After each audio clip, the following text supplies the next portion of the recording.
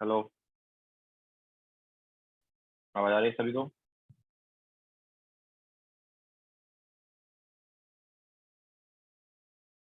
Okay, so good morning to all.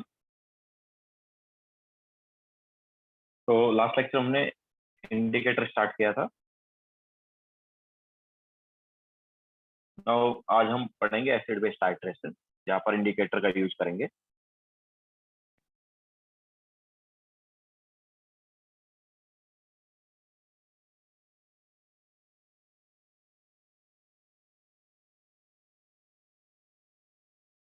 तो थोड़ा सा वेट कर लेते हैं, देन स्टार्ट।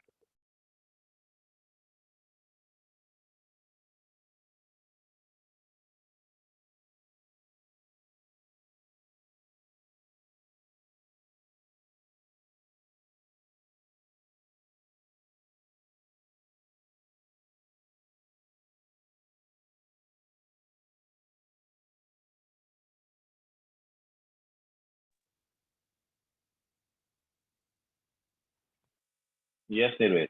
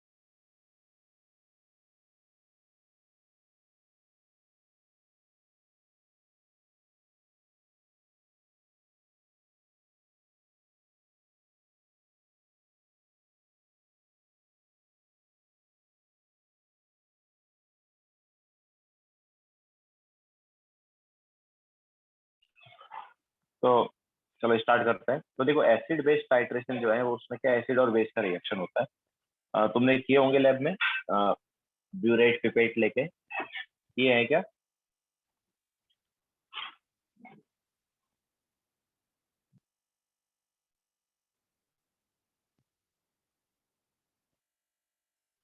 तो नीचे हम एक सॉल्यूशन लेते थे, ठीक है, और इसमें दूसरा सॉल्यूशन हम डालते ऐड कर।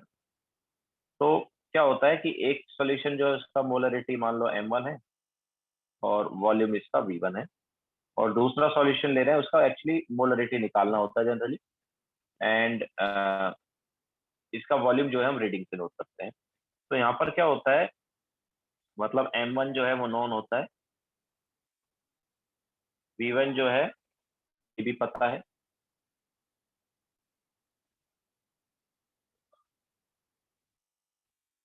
ऐसा होता है, एंड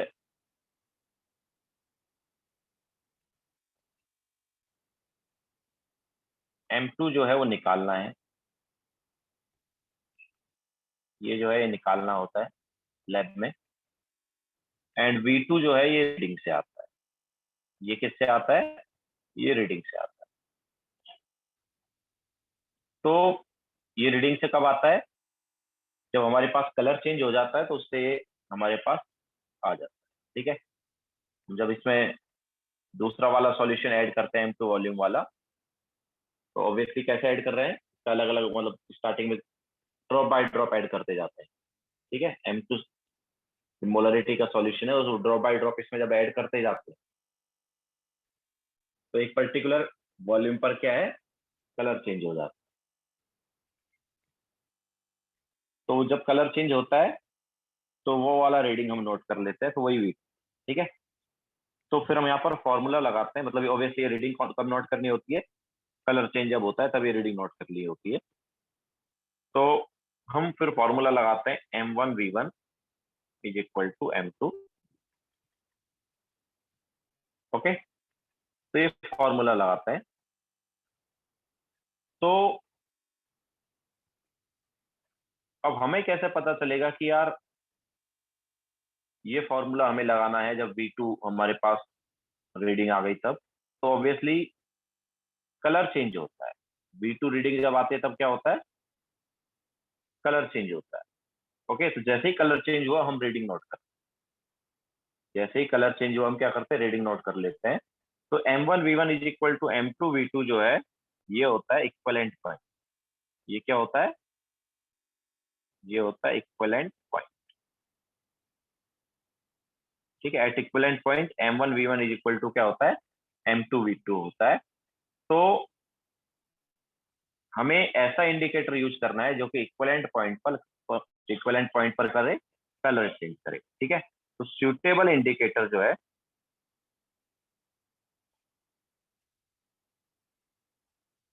क्या करेगा, indicate equivalent point. Suitable indicator जो है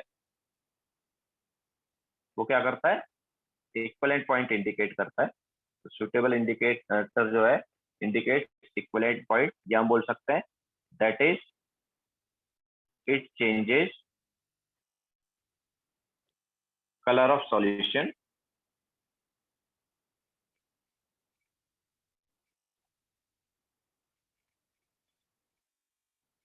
at equivalent point.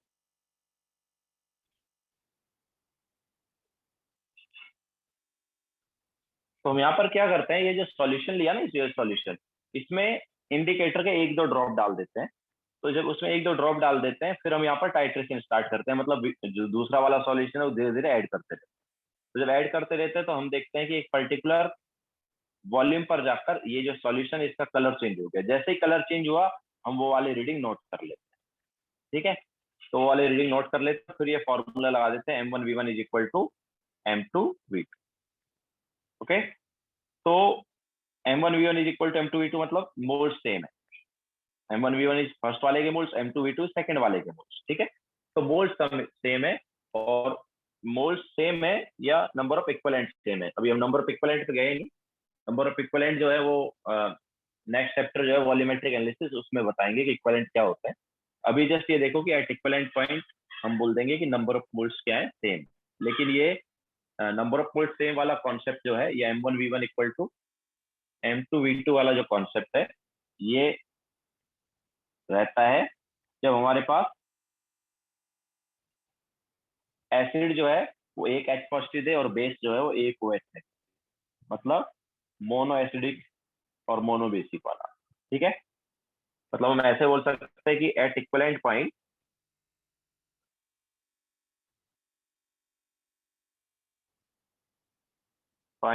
M1V1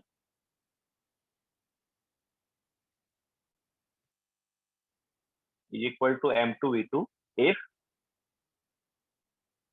acid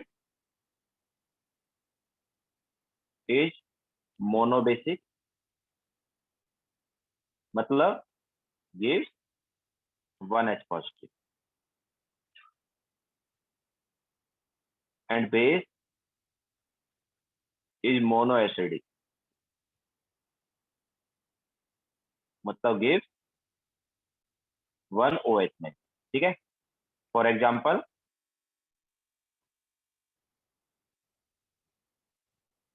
HCl and NH।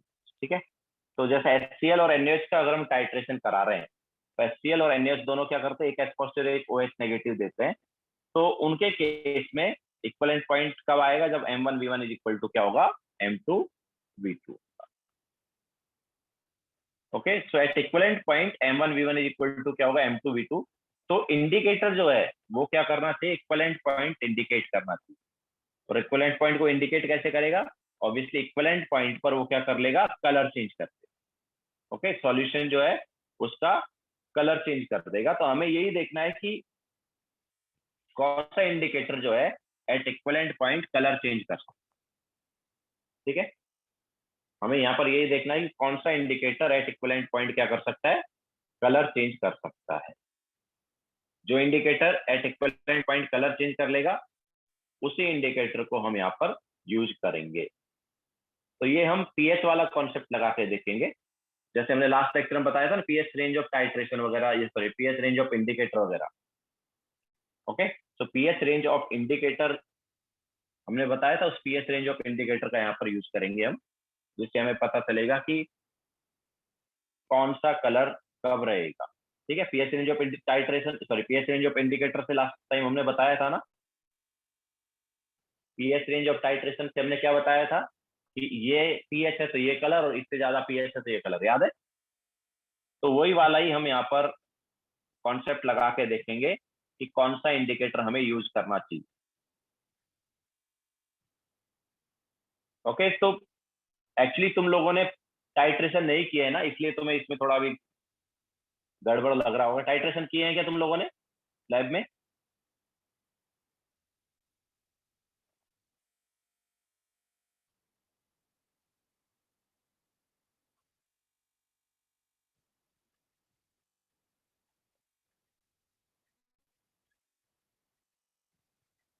हाँ, वर्चुअली देखा था ना, तो मतलब वैसे नहीं किया ना, तो इसलिए थोड़ा इसमें तुम्हें भी नहीं समझ आ रहा होगा, क्योंकि अगर तुम टाइट्रेशन करते तो तुम्हें पता चलता कि एक्चुअली वहां पर होता क्या है। ठीक है, तो क्या होता है, मैं फिर से एक बार बताता हूँ कि तुम उसमें हम करते क्या है। हमारे पास दो सॉल्यूशन होते हैं। ठीक है, दो सॉल्यूशन दिया जाता है लैब में।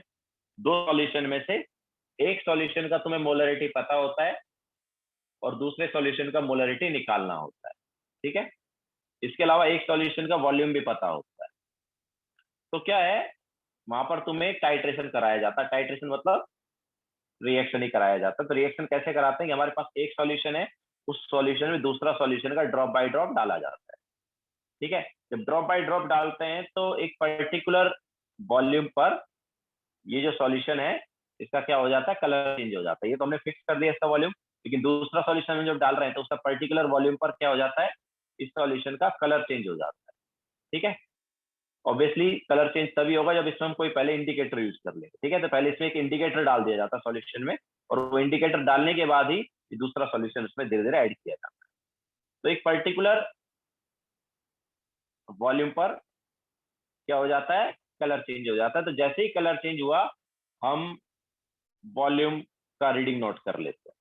ठीक है, वहां पर रीडिंग नोट कर ली जाती है, एंड देन फिर ये फॉर्मूला लगा दिया जाता है, M1V1 is equal to M2। Now ये एक्चुअली क्या है, M1V1 is equal to M2V2 जो है ये नथिंग बट इक्वलेंट पॉइंट है। या यहाँ पर हम बोल सकते हैं दोनों के नंबर ऑफ मोल्स क्या है, सेम। ठीक है, तो अब हम इंडिकेटर की बात करें कि कौन सा इंडिकेटर हमें यूज करना चाहिए। ठीक है, तो हमें ऐसा इंडिकेटर यूज करना चाहिए जो कि V2 वॉल्यूम की रीडिंग पर, या हम बोल सकते हैं कि एट इक्वलेंट पॉइंट पर क्या करे, कलर चेंज करे। अगर हम कोई ऐसा यहाँ पर इंडिकेटर यूज कर देते जो कि कलर चेंज करता ही नहीं जब V2 वॉल्यूम आ रहा है तब, तो फिर वो गड़बड़ हो जाती, क्योंकि M1V1 is equal to M2V2 formula फिर लगा ही नहीं सकते। दोनों के नंबर ऑफ मोल्स सेम कब होंगे, तो वो पता ही नहीं चल पाता हमें अगर हम इंडिकेटर जो है वो यहाँ पर अच्छा वाला यूज नहीं करते। ठीक है, तो कौन सा इंडिकेटर यूज करना चाहिए, तो कौन सा इंडिकेटर यूज करना चाहिए जो कि इक्वलेंट पॉइंट पर, जब मतलब जब हमारे पास दोनों के मोल्ड सेम हो रहे हैं उस पॉइंट पर कलर चेंज कर। ठीक है, तो ये अब हम तुम्हें पीएच का कॉन्सेप्ट लगा के बताएंगे कि कौन सा इंडिकेटर कब यूज करना है। ओके, लैब में तुम क्या करते हो, लैब में तुम मतलब लैब में तो तुम्हें अपने आप हो जाता है कि यार कलर चेंज कर दिया। ओके,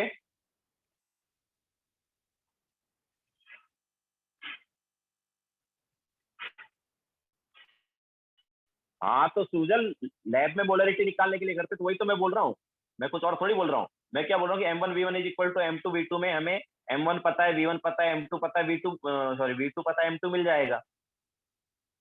तो वही तो मैं बोल रहा हूँ कि लैब में तुम यहाँ से पोलैरिटी निकालते हो, लेकिन ये फॉर्मूला क्यों लगाया तुमने, क्योंकि इक्वलेंट पॉइंट आया, ये दोनों के मोल्ड सेम आए, दैट्स व्हाई तुमने फॉर्मूला लगाया। ओके, लेकिन तुमने ये V2 वॉल्यूम वाला रीडिंग ही नोट क्यों किया, क्योंकि V2 वॉल्यूम के रीडिंग पर कलर चेंज हो गया था, इसलिए तुमने नोट किया। अब हम उसको तुम्हें पीएच रेंज ऑफ इंडिकेटर वाले कॉन्सेप्ट से बताएंगे कि वो V2 वॉल्यूम पर कलर चेंज क्यों हुआ। ओके, V2 वॉल्यूम जो है उस पर कलर चेंज क्यों हुआ, वो हम तुम्हें पीएच रेंज ऑफ इंडिकेटर वाला कॉन्सेप्ट अभी जो हमने लास्ट लेक्चर में बताया था वो यूज करके बताए। ठीक है, और कौन सा इंडिकेटर हम यूज करें कि इस V2 वॉल्यूम पर ही कलर चेंज हो, क्योंकि V2 वॉल्यूम पर ही कलर चेंज होना चाहिए ना। ओके, तो कौन सा वाला इंडिकेटर वॉल्यूम पर क्या करे, वो कलर चेंज।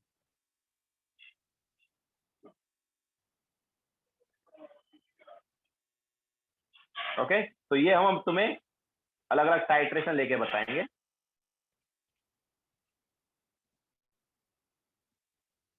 सिद्धार्थ, तो वॉल्यूम 0 आएगा ना, 0 थोड़ी आता भाई सिद्धार्थ, वहां पर रीडिंग नोट करते हो ना तुम, ड्रॉप बाय ड्रॉप डालते रहते हो, तो रीडिंग वहां पर नोट करते हो ना, ये जो ऊपर से वॉल्यूम लेते हो ऐसे, तो एक ड्रॉप डाला, दो ड्रॉप डाला, तो इसका कुछ धीरे धीरे नीचे आता जाता है ना लेवल, तो रीडिंग नोट यहाँ से करते हो तुम, 0 वॉल्यूम थोड़ी आता है।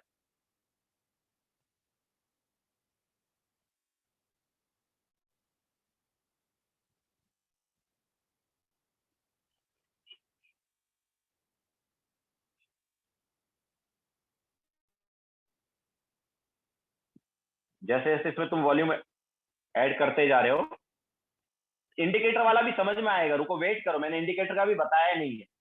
इंडिकेटर जो है उसका भी हम बताएंगे कि कौन सा इंडिकेटर यूज करना चाहिए।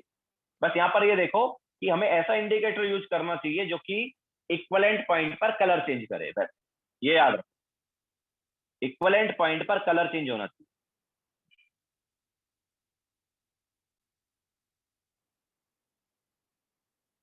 अरे भाई, अगर इक्वलेंट पॉइंट पर सिद्धार्थ कलर चेंज ही नहीं हुआ तो तुम ये फॉर्मूला कैसे लगा सकते हो अगर किसी दूसरी जगह पर कलर चेंज हो गया, क्योंकि तुम्हें रीडिंग जो आएगी, वॉल्यूम की जो रीडिंग आएगी, कौन सी रीडिंग आ रही है, जब कलर चेंज हो रहा है वही वाली रीडिंग नोट कर रहे हो ना तुम। ये V2 वॉल्यूम वाली जो रीडिंग नोट कर रहे हो, ये कौन सी रीडिंग है, जब कलर चेंज हुआ तब ये रीडिंग नोट की ना तुमने। मतलब यहाँ पर तुमने मान लो धीरे धीरे ऐड करते रहे, ठीक है, इधर से धीरे धीरे ऐड करते रहे, और इसका मान लो 40 ml यूज हो गया, इसका कितना ml यूज हो गया, मान लो 40 ml यूज हो गया, जब कलर चेंज हुआ तो इसका 40 ml यूज हो गया, तो तुम कौन सी रीडिंग नोट करोगे, 40 नोट कर दोगे, है ना। लेकिन अगर कलर चेंज 40 के बजाय 50 पे हुआ, ठीक है, अगर मैं इसको चलो एग्जांपल से लूं कि हमारे पास ये जो है ना, इसका मोलरिटी मान लो 0.1 है, वॉल्यूम जो है मान लो 40 है, इसका मोलरिटी भी 0.1 है, तो ये कलर चेंज कब करना चाहिए, 40 पर करना चाहिए। लेकिन हमने कोई ऐसा इंडिकेटर यूज कर लिया कि यार ये कलर चेंज जो है 40 पर ना करके 50 पर कर रहा है। ओके, 40 पर ना कलर चेंज ओके 50 पर कलर चेंज हो रहा है, तो फिर तो रॉन्ग हो जाएगा ना इक्वेशन।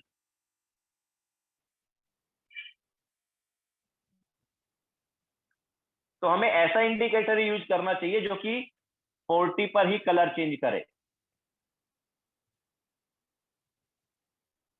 ओके, ये हम बोल सकते हैं इक्वलेंट पॉइंट पर ही कलर चेंज करे, हमें ऐसा इंडिकेटर ही यूज करना चाहिए।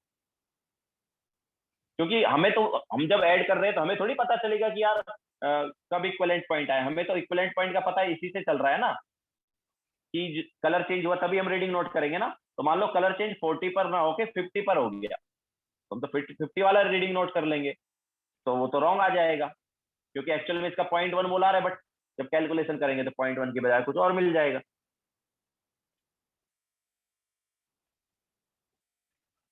ओके, तो हमें सुटेबल इंडिकेटर कौन सा है, जो कि इक्वलेंट पॉइंट पर कलर चेंज करे, दूसरी जगह पर ना करे। ठीक है, तो अब ये हम देखेंगे कि इक्वलेंट पॉइंट पर कैसे कलर चेंज होगा। तो सबसे पहले हम यहाँ पर टाइट्रेशन लेंगे, strong acid versus strong base वाली टाइट्रेशन।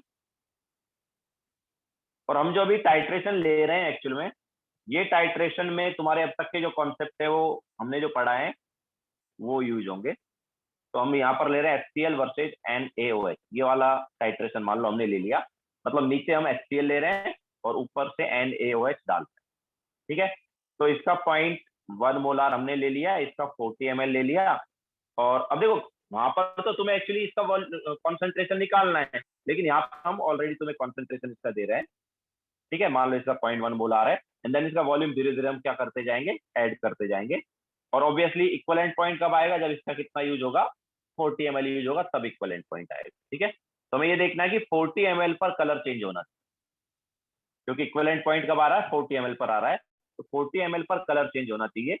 तो कौन सा इंडिकेटर यूज करेगी 40 ml पर कलर चेंज हो, तो यहाँ पर अब हम पीएच नोट करेंगे अलग अलग वॉल्यूम पर। तो volume of NaOH and pH. तो सबसे पहले वॉल्यूम ऑफ NaOH 0 लेंगे, वहां पर देखेंगे पीएच क्या है। देन वॉल्यूम ऑफ NaOH हम 10 ml ले लेंगे, उस पर देखेंगे कलर सॉरी पीएच क्या है। देन 20 ml पर पीएच चेक करेंगे क्या है। देन 30 ml पर पीएच चेक करेंगे कितना आ रहा है। देन 39 पर एक्चुअली में क्या है, देखो तुमसे बोला जाता है ना कि ड्रॉप बाय ड्रॉप लो, ऐसे बोलते हैं ना कि ड्रॉप बाय ड्रॉप लेना चाहिए टाइट्रेशन में। तो जब इक्विवेलेंट पॉइंट आएगा तो उसके पास में हम ड्रॉप बाय ड्रॉप चले जाएंगे, तो हम 1 ड्रॉप को ले सकते हैं अप्रोक्सीमेटली 0.1 ml। ठीक है, 1 ड्रॉप में अप्रोक्सीमेटली 0.1 ml होता है।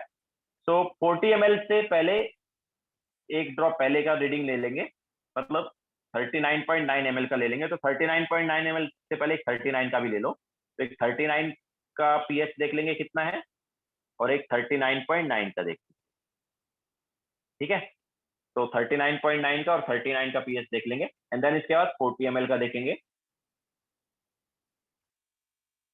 40 ml पर कितना पीएच है वो देखेंगे। फिर 40 ml से एक ड्रॉप ज्यादा ले लो, मतलब 40.1 ml पर देख लेंगे कि पीएच क्या है। उसके बाद एक 41 का भी ले लेते हैं, एंड देन 50 ml का ले लेते हैं।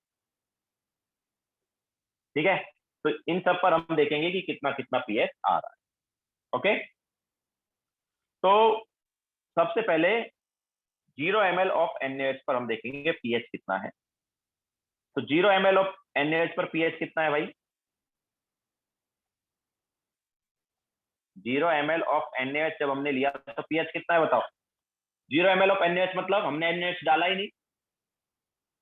अगर हम 0 ml ऑफ NaOH ले रहे हैं, इसका मतलब क्या, हमने NaOH ऐड ही नहीं किया।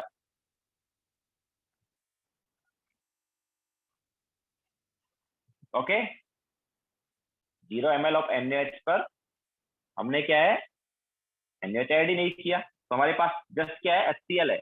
ओके, तो 0 ml ऑफ NaOH अगर हमने लिया, मतलब हमारे पास जस्ट क्या है, HCl है। तो HCl का क्या रहेगा हमारे पास, ऑब्वियसली 0.1 मोलार HCl रहेगा। तो 0.1 मोलार HCl का पीएच क्या होगा? Minus log H positive concentration that is 1। Okay, तो 0 ml ऑफ NaOH अगर हम लेंगे तो पीएच क्या आएगा? 1 आ जाएगा। क्लियर है? अच्छा, नाउ नेक्स्ट पर चलते हैं। 0 ml की बजाय अगर हम 10 ml NaOH ऐड कर दे तो क्या होगा? तो जब 10 ml ऑफ NaOH ऐड करेंगे तो हमारे पास ऑब्वियसली HCl भी आया, NaOH भी आया, दोनों आ जाएंगे तो दोनों का रिएक्शन होगा। तो 10 ml ऑफ NaOH, तो 10 ml ऑफ NaOH पर ऑब्वियसली दोनों का रिएक्शन होगा, HCl प्लस NaOH, क्योंकि एसिड और बेस दोनों हमारे पास प्रेजेंट है तो रिएक्ट करेंगे। तो रिएक्शन से बनेगा NaCl plus H2O। Now HCl कितना है यार? HCl हमारे पास 40 ml एंड उसका 0.1 मोल आ रहा है, मतलब कितना मिलीमोल हो गया? वो हो गया 4 मिलीमोल। एंड NaH जो है इसका कितना था? 0.1 मोलार था। और कितना लिया अभी हमने? अभी हमने 10 ml ले लिया, तो 0.1 मोलार 10 ml मतलब 1 मिलीमोल। तो क्या है लिमिटिंग? कौन है अभी? कौन है लिमिटिंग? NaH लिमिटिंग है ना। तो NaH पूरा रिएक्ट कर गया, HCl कितना बचा? 3 बचा, और NaCl कितना आ गया? 1 आ गया। तो ये हमारे पास HCl और NaCl का मिक्सचर आ गया है। ये किसका मिक्सचर आ गया? HCl एंड NaOH का मिक्सचर आ गया। क्या ये बफर सॉल्यूशन है? HCl एंड NaCl का मिक्सचर क्या बफर सॉल्यूशन है?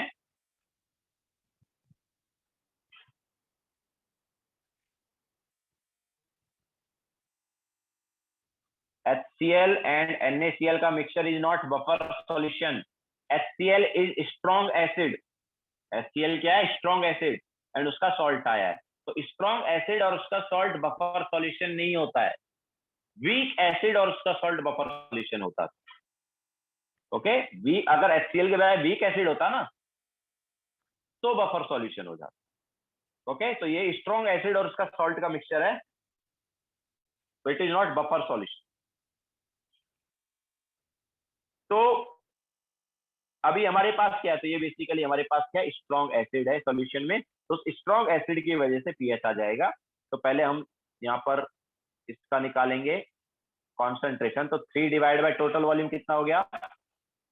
टोटल वॉल्यूम हो गया हमारे पास 50, है ना। 40 एक का लिया, 10 एक का लिया, तो टोटल वॉल्यूम हो गया 50। तो 3/50 मोलार इसका कॉन्सेंट्रेशन हो गया। तो पीएच क्या आएगा? PH is minus log 3/50। Okay, तो इसको सब्स्टिट्यूट कर देंगे, तो माइनस लॉग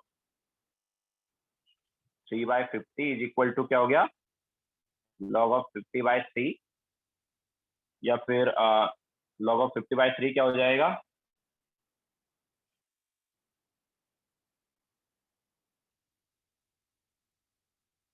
सिद्धार्थ भाई, स्ट्रॉन्ग एसिड वगैरह के केस में कॉमन एंड इफेक्ट का कोई मतलब नहीं होता है। स्ट्रॉन्ग एसिड अगर है तो वहां पर कॉमन एंड इफेक्ट नहीं लेते हैं।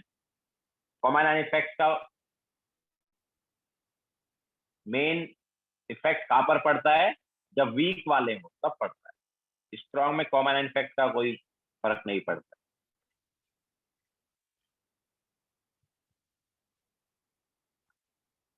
तो कॉमन एंड इफेक्ट की वजह से रिएक्शन बैकवर्ड जाती है, बट यहाँ पर क्या स्ट्रॉन्ग एसिड है।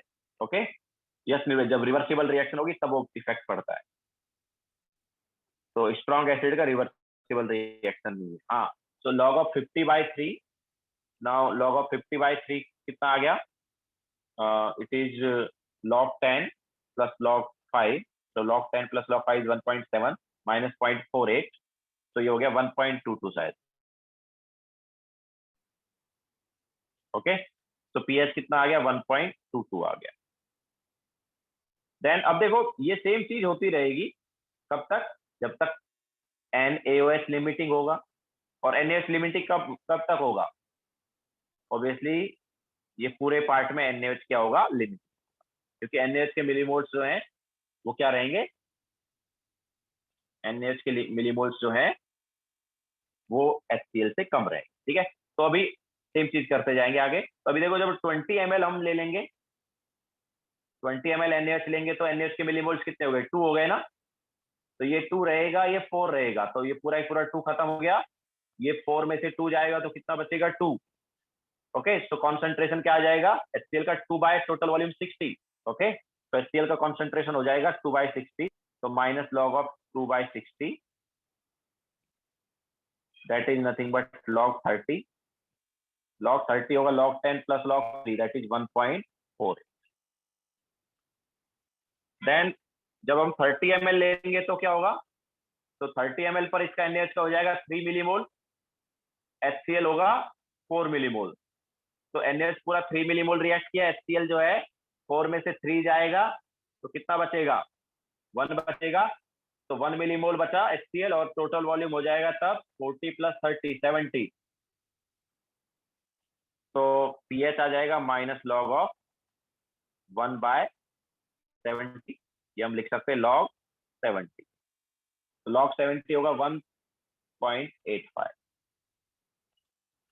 देन 39 ml पर क्या होगा भाई, 39 ml पर कितने मिलीमोल्स हो गए, 0.1 मोल आ रहा है ना NaOH का, तो NaOH का 0.1 मोल आ रहा है, तो कितने मिलीमोल्स हो गए 39 पर, 3.9 मिलीमोल होगा ना। तो इसका 3.9, इसका 4, इसका पूरा 3.9 खत्म हो गया, इसका 4 में से 3.9 गया तो कितना बचा, 0.1 बचा ना। तो 0.1 मिलीमोल बचा, कॉन्सेंट्रेशन क्या हो जाएगा 0.1 डिवाइड बाय वॉल्यूम, वॉल्यूम कितना हो गया 79 ना। तो minus log of 0.1 divide by 79, ये हम लिख सकते हैं लॉग ऑफ 790। तो लॉग ऑफ 790 को हम अप्रोक्सीमेटली लॉग ऑफ 800 बोल सकते हैं। तो लॉग ऑफ 800 इज 2.9। तो यहाँ पर pH क्या आ जाएगा, 2.9 आ जाएगा। ठीक है, अप्रोक्सीमेटली 2.9 आ गया। देन इसके बाद 39.9 पर क्या होगा भाई, 39.9 पर क्या होगा, तो 39.9 पर ही हो गया 3.99 मिलीमोल। ओके, तो इसका 4 मिलीमोल, इसका 3.99 मिलीमोल, ये पूरा खत्म हो गया। ये 4 में से 3.99 गया तो कितना बचा, 0.01 बचा ना। तो इसका 0.01 मिलीमोल, टोटल वॉल्यूम कितना हो गया 79.9 हो गया। तो क्या आ जाएगा, तो माइनस लॉग 0.01 डिवाइड बाय 79.9, हम इसको लिख सकते हैं लॉग ऑफ 7990, या अप्रोक्सीमेटली क्या ले सकते हैं, लॉग 8000। लॉग 8000 कितना होता है, 3.9। ओके, तो ये हमारे पास pH कितना आ जाएगा 39.9 ml पर 3.9 आ जाएगा। ओके, तो जब तक 39.9 रहेगा तो हमारे पास लिमिटिंग कौन होगा, हमारे पास लिमिटिंग होगा NaOH। ठीक है, तो अभी तक हमारे पास लिमिटिंग जो है NaOH था। अब नेक्स्ट डे में जब हमारे पास क्या है, नेक्स्ट क्या है हमारे पास, ये हमारे पास 39.9 हो गया। अब नेक्स्ट रीडिंग हम लेंगे 40 ml वाली, मतलब इक्विवेलेंट पॉइंट वाली। ओके, सो 40 ml पर क्या होगा भाई, तो 40 ml पर ऑब्वियसली दोनों के मिलीमोल सेम होंगे।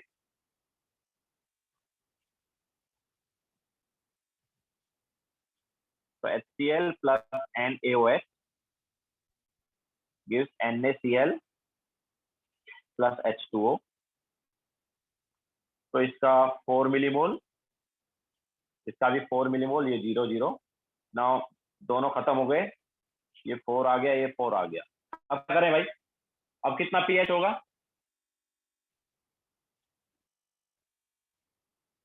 देखो जब हमारे पास सॉल्ट एंड वाटर आए जाए, ये हम बोल सकते हैं एट इक्वलेंट पॉइंट। ठीक है, एट इक्वलेंट पॉइंट हमें क्या मिलेगा, एट इक्वलेंट पॉइंट हमें सॉल्ट एंड वाटर मिलेगा। तो सॉल्ट और वाटर जब आएगा तो हमें ये देखना है कि हाइड्रोलिसिस तो नहीं हो रहा है। सॉल्ट एंड वाटर के केस में जब सॉल्ट एंड वाटर रहे, हम बोल सकते हैं at equivalent point salt hydrolysis set कर। ठीक है, तो NaCl का सॉल्ट हाइड्रोलिसिस नहीं होता था, याद है, strong acid and strong base का जो सॉल्ट है उसका सॉल्ट हाइड्रोलिसिस नहीं होता है। ओके, तो सॉल्ट हाइड्रोलिसिस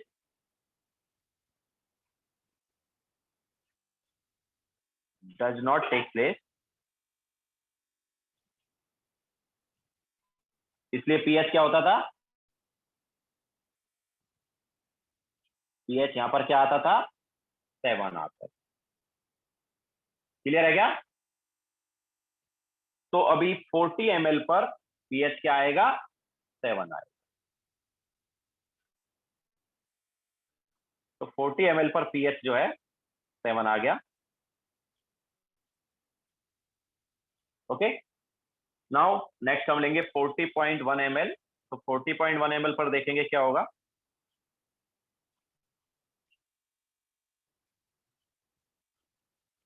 तो HCl plus NaOH gives NaCl plus H2O। तो इसका 4 मिलीमोल है, इसका कितना हो जाएगा, 4.01 हो जाएगा 40.1 ml पर, होगा ना? ठीक है, क्योंकि इसका मोलरिटी क्या है, मोलरिटी 0.1, और हम कितना वॉल्यूम ले रहे हैं, हम ले रहे हैं 40.1 ml। ओके, सो 4.01 इसके क्या हो गए, मिलीमोल्स हो गए। तो ये अभी देखो लिमिटिंग कौन हो गया, अभी लिमिटिंग HCl हो, ठीक है। तो HCl पूरा खत्म होगा, NaOH कितना बचेगा, 4.01 में से 4 गया तो कितना बचा, 0.01 मिलीमोल बचा। ओके, ये 4 बन गया, ये 4 बन गया। तो अभी सॉल्यूशन में हमारे पास क्या है भाई, अभी सॉल्यूशन में क्या है, NaOH एंड NaCl है। अभी सॉल्यूशन में NaOH एंड NaCl है। नाउ NaOH एंड NaCl का मिक्सचर बफर सॉल्यूशन है क्या, NaOH एंड NaCl का जो मिक्सचर है बफर सॉल्यूशन है क्या, ये बफर सॉल्यूशन नहीं है। क्यों नहीं है यार, क्योंकि it is strong base. Okay, ये स्ट्रॉन्ग बेस और उसका सॉल्ट है। तो बफर सॉल्यूशन स्ट्रॉन्ग बेस और उसका सॉल्ट नहीं होता था, वीक बेस और उसका सॉल्ट होता था। बफर सॉल्यूशन में क्या होता था, वीक बेस एंड उसका सॉल्ट। ओके, तो अगर NaOH की बजाय कोई वीक बेस होता ना तो बफर सॉल्यूशन हो जाता, but it is not weak base, it is strong base. तो फिर पीएच कैसे निकालेंगे, तो पीएच आएगा because of strong base. Okay, तो pH because of strong base कैसे आएगा, तो पहले स्ट्रॉन्ग बेस का कॉन्सेंट्रेशन निकाल लो यार।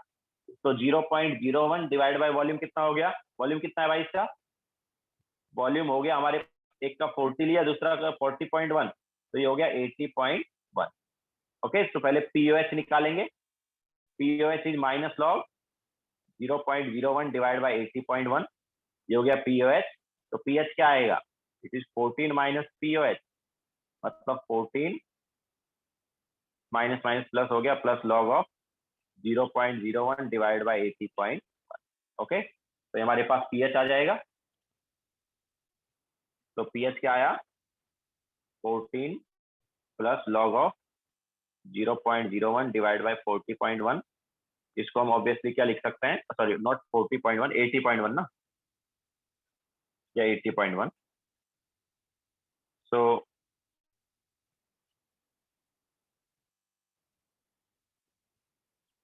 तो ये हमारे पास होगी 14 माइनस लॉग 8010, अप्रोक्सीमेटली 8000 हो गया। तो 14 माइनस लॉग 8000, हम लिख सकते हैं 14 minus 3.9, that is 10.1। Okay, so pH यहाँ पर क्या आ जाएगा, 10.1 आ जाएगा। तो अभी आगे यही होने वाला है, 41 ml या 50 ml जब हम लेंगे तो ये सेम चीज होने वाली है। क्यों, क्योंकि लिमिटिंग कौन रहेगा, HCl रहेगा। ओके, तो नेक्स्ट वाले में कितना आएगा भाई, नेक्स्ट वाले में हमारे पास क्या है, 41 ml है। तो 41 ml में क्या होगा, 41 ml में इसका 4.1 रहेगा, इसका 4 रहेगा, ये 4 पूरा खत्म हो जाएगा, 4.1 में से 4 जाएगा तो कितना बचेगा, 0.1। तो 0.1 ml इसका बच जाएगा, तो उसका सॉरी 0.1 मिलीमोल बच जाएगा। तो उसका पीएच क्या आएगा, पहले पीओएच निकालेंगे एंड देन 14 माइनस करेंगे। तो कॉन्सेंट्रेशन क्या है, 0.1 divide by volume, volume is 81। Okay, तो ये हमारे पास आ जाएगा 14 plus log of 0.1 divide by 81। ये हम लिख सकते हैं 14 माइनस लॉग 810, 810 का अप्रोक्सीमेटली 800 ले सकते हैं, एंड लॉग 800 इज 2.9। तो यहाँ पर पीएच क्या आ जाएगा, it is 11.1। Okay, similarly 50 ml पर क्या होगा, 50 ml पर हमारे पास कितने हो जाएंगे भाई, 50 ml पर 5 मिलीमोल हो जाएंगे NaOH के। तो इसका 4 मिलीमोल, इसके 5 मिलीमोल, तो इसके 4 मिलीमोल पूरे रिएक्ट कर गए, यहाँ 5 में से 4 गया तो कितना बचा, 1 बचा। तो 1 मिलीमोल बच गया। कॉन्सेंट्रेशन क्या आएगा, 1 डिवाइड बाई टोटल वॉल्यूम कितना हो गया, 90, है ना। तो 1/90 कॉन्सेंट्रेशन हो जाएगा। तो पीएच क्या आ जाएगा, it is 14 plus log 1/90, that is nothing but 14 minus log 90, and log 90 कितना होता है, इट इज 1.96, तो 14 माइनस 1.96 दैट इज 12.04। क्लियर है सबको। तो इस टाइप से हम यहाँ पर क्या निकाल सकते हैं, पीएच निकाल सकते हैं।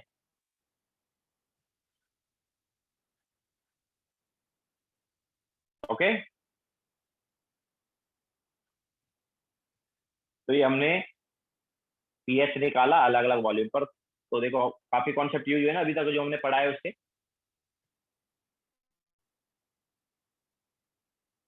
तो अब देखो ये तो हमने पीएच निकाल लिया, अब हम यहाँ पर ये जो पीएच आए हैं इनको यूज करके ये देखेंगे कि कौन सा इंडिकेटर हमें यूज करना चाहिए।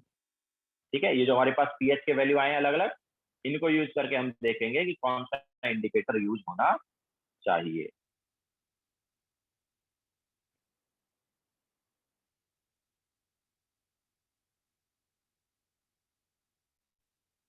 ओके, तो देखो क्या है कंडीशन, कंडीशन ये होती है कि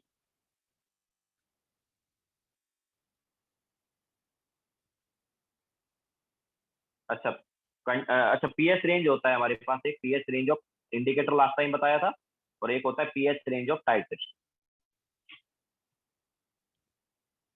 तो पीएच रेंज ऑफ टाइट्रेशन इस केस में क्या आया है, इस केस में देखो अब पीएच रेंज ऑफ टाइट्रेशन क्या होता है कि जो हमने इक्वलेंट पॉइंट से पहले एक ड्रॉप ली थी ना, एक ड्रॉप कम ली थी ना इक्वलेंट पॉइंट से, और देन एक ड्रॉप ज्यादा ली थी, तो वहां पर जो पीएच होगा that is pH range of titration. तो देखो एक ड्रॉप कम लेने पर पीएच क्या आया था, 3.9। एक ड्रॉप कम लेने पर पीएच क्या आया था, 3.9। एंड देन एक ड्रॉप ज्यादा लेने पर पीएच क्या आया था, 10.1। ओके, एक ड्रॉप ज्यादा ली थी इक्वलेंट पॉइंट से तो पीएच था 10.1, एक ड्रॉप कम ली थी तो 3.9। तो ये जो है ये है पीएच रेंज ऑफ टाइट्रेशन। तो पीएच रेंज ऑफ टाइट्रेशन आया 3.9 टू 10.1। तो हमें एक्चुअल में ऐसा इंडिकेटर यूज करना चाहिए जिसमें pH range of indicator should lie within pH range of titration। ठीक है, पीएच रेंज ऑफ इंडिकेटर जो है वो पीएच रेंज ऑफ टाइट्रेशन के बीच में होना। तो ये जो कॉन्सेप्ट जब हम लगाएंगे तो दोनों यूज किए जा सकते हैं। कौन कौन से, फिनोप्रिन एंड मिथाइल ऑरेंज। तो both फिनोप्रिन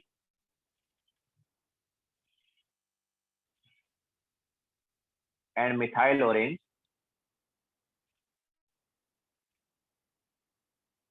can be use. Phenolphthalein का क्या था pH range of titration 8 to 10, methyl orange का क्या था 3.1 टू 4.4। लैब में यही दो इंडिकेटर यूज करते हैं ना जनरली, तो इन्हीं के बारे में हमें जनरली पूछा जाएगा। तो दोनों का जो पीएच रेंज है वो इसमें बीच में रहेगा। अब देखो, अब हम तुम्हें और इसको अच्छे से समझाते हैं कब कौन सा इंडिकेटर क्या कलर देगा। तो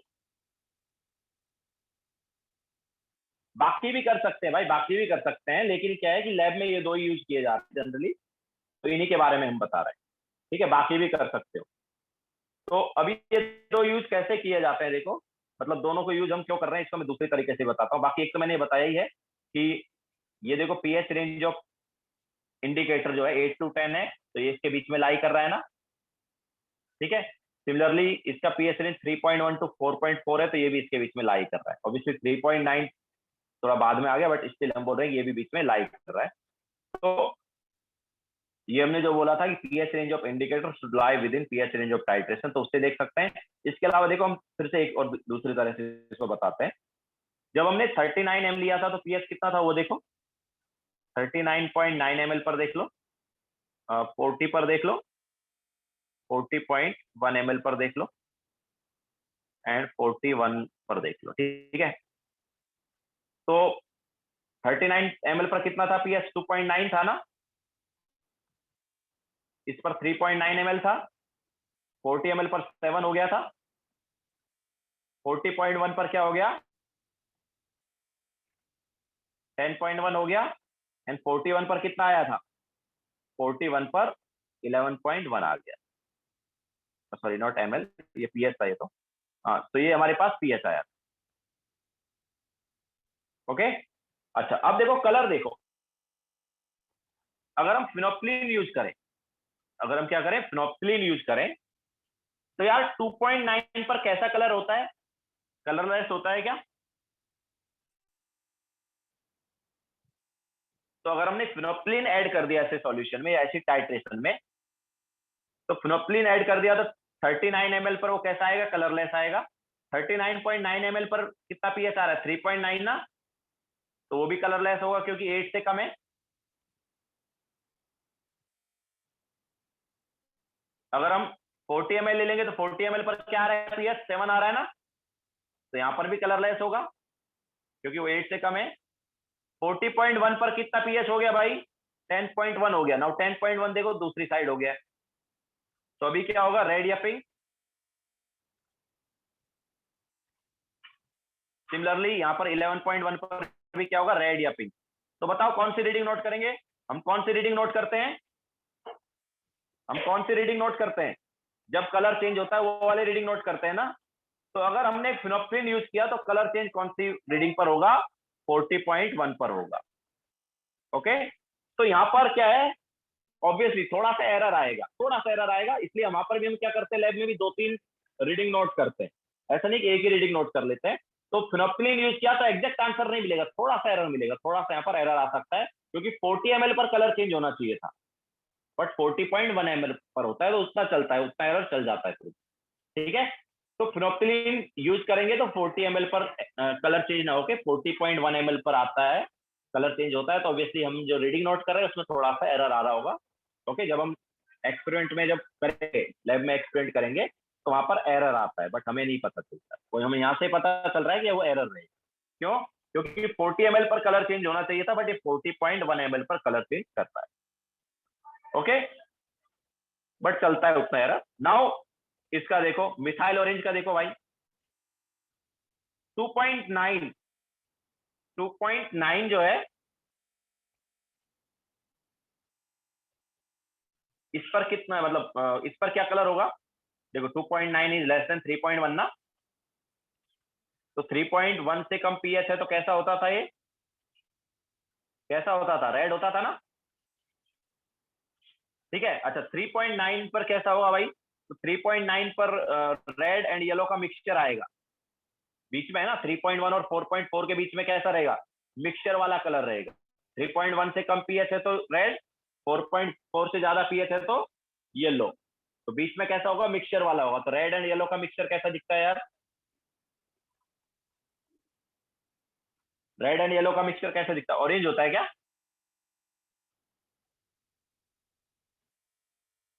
ठीक है, तो 3.9 पर ऑरेंज कलर आएगा, देन 7 पीएच होगा तो कैसा कलर आएगा? 7 पीएच हो गया तो कैसा कलर आएगा? येलो आ जाएगा, बिकॉज वो 4.4 से ज्यादा है। ठीक है, तो येलो कलर। 10.1 भी ऑब्वियसली 4.4 से ज्यादा है तो येलो कलर, एंड 11.1 जो है वो भी 4.4 से ज्यादा है तो येलो कलर। ठीक है, तो यहाँ पर कौन सी रीडिंग नोट करेंगे? तो यहाँ पर यार देखो, अगर हमारे पास ये वाला रीडिंग आया, मतलब 39.9 ml वाला रीडिंग आया, तो ये रीडिंग नोट कर सकते हैं। क्यों? क्योंकि यहाँ पर कलर चेंज हो गया है, तो यहाँ पर भी एक ड्रॉप का एरर आएगा। लेकिन अगर ऑरेंज ना के डायरेक्ट येलो आ गया तो ऑब्वियसली हम कौन सा रीडिंग नोट कर रहे होंगे? 40 ml वाला कर रहे होंगे। ठीक है, तो या तो यहाँ पर रीडिंग 39.9 ml लिया जाएगा या फिर ये 40 ml लिया जाएगा, इन दोनों में से कोई एक रीडिंग आ रहा हो। अगर हमने एक ड्रॉप के बजाय 2 ड्रॉप डाल दिए तो ये फिर ये वाला मिस हो जाएगा ना। हम क्या बोलते हैं कि एक एक ड्रॉप डालना चाहिए, लेकिन गलती से हम जब एक्सपेरिमेंट में कई बार एक एक ड्रॉप ना डाल के हम क्या करते हैं, ज्यादा ड्रॉप भी डाल देते हैं। ठीक है, एक ड्रॉप के बजाय अगर 2 ड्रॉप गए तो डायरेक्ट यहाँ पर आ गया, तो यहाँ पर आ गया, तो यहाँ पर कलर कैसा होगा, येलो। ठीक है, तो इतना एरर चल जाता है, एक ड्रॉप का एरर फिर भी चल जाता है। 39.9 ml अगर लोगे तो ऑब्वियसली इक्वलेंट पॉइंट नहीं है, इक्वलेंट पॉइंट से एक ड्रॉप पहले। ठीक है, लेकिन अगर 40 ml लिया तो इक्वलेंट पॉइंट। ओके, तो यहाँ पर इस टाइप से हम देख सकते हैं कि कलर चेंज कब हो रहा है। समझ आया नहीं आया? वाई ड्रॉप ड्रॉप करके डालते हैं सिद्धार्थ, वही तो हम बोल रहे हैं, अगर हमने ड्रॉप बाय ड्रॉप नहीं डाला, ज्यादा डाल दिया तो यार ये पॉइंट मिस हो जाएंगे ना। अगर हम 39 ml के बाद ड्रॉप बाय ड्रॉप नहीं डाल रहे, तो मान लो 39 के बाद डायरेक्ट हम 40 ml 41 ml पर चले गए, तो कलर चेंज तो हो गया, बट हम कौन सी रीडिंग नोट कर लेंगे, 41 ml वाली नोट कर लेंगे ना। बट हमें तो कौन सी रीडिंग नोट करनी चाहिए, ये 40 ml वाली रीडिंग नोट करनी चाहिए। ओके, तो इसलिए हम ड्रॉप बाय ड्रॉप डालते हैं, जिससे कि वो मिस ना हो जाए, जो इक्विवेलेंट पॉइंट है वो मिस ना हो जाए। ओके, समझ आया अभी इंडिकेटर का कॉन्सेप्ट?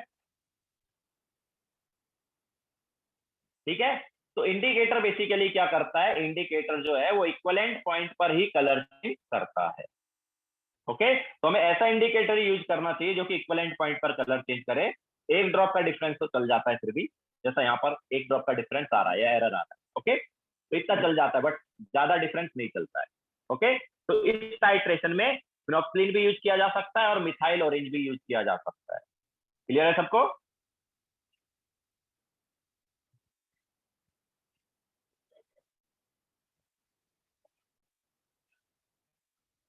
ओके, नाउ यहाँ पर ग्राफ भी बना लेते हैं हम कि पीएच का ग्राफ कैसा आता है। तो HCl वर्सेज NaOH की जो टाइट्रेशन है, इसमें pH versus volume of NaOH graph कैसा होता है भाई? तो pH versus volume of NaOH।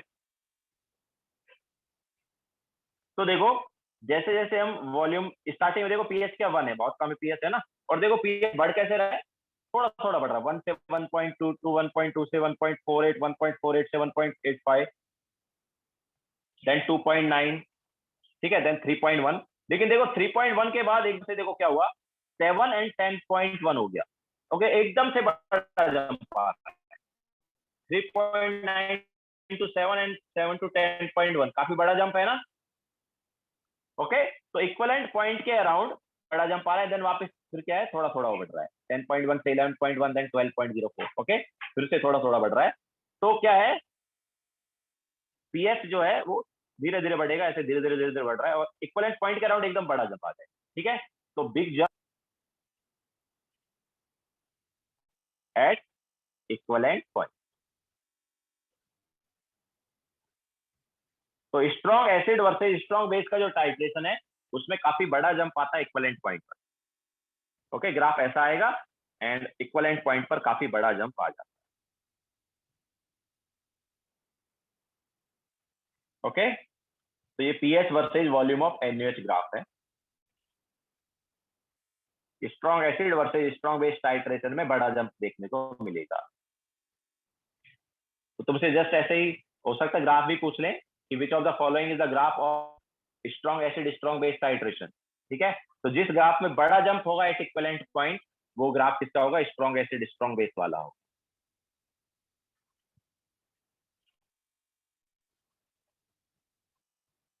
Okay, तो ये हमने स्ट्रॉन्ग एसिड और स्ट्रॉन्ग बेस का टाइट्रेशन किया है, और स्ट्रॉन्ग एसिड और स्ट्रॉन्ग बेस के टाइट्रेशन में हम कोई भी इंडिकेटर यूज कर सकते हैं। ओके, एसिडिक वाला इंडिकेटर भी यूज किया जा सकता है और बेसिक वाला इंडिकेटर भी यूज किया जा सकता है। और जनरली जो हम इंडिकेटर यूज करते हैं कौन सा है, फिनोक्सिलिन एंड मिथाइल ऑरेंज।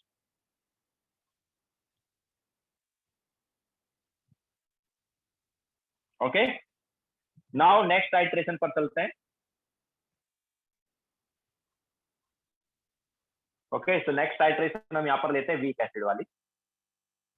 तो weak acid versus strong base.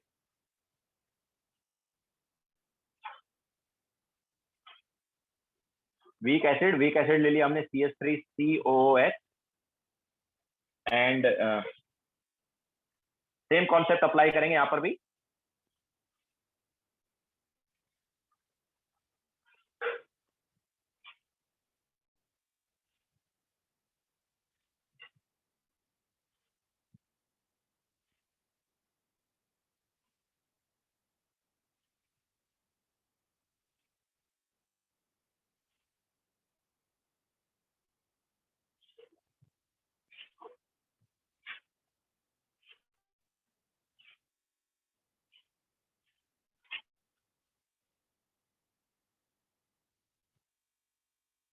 तुम लोग दो रीडिंग बताओ मुझे, मतलब 2 पर पीएच बताओ।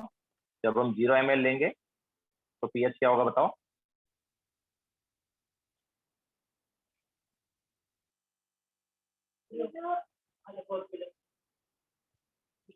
एंड 10 ml पर पीएच क्या होगा वो बताओ। दोनों पर पीएच बताओ। पीके दे रहा हूँ।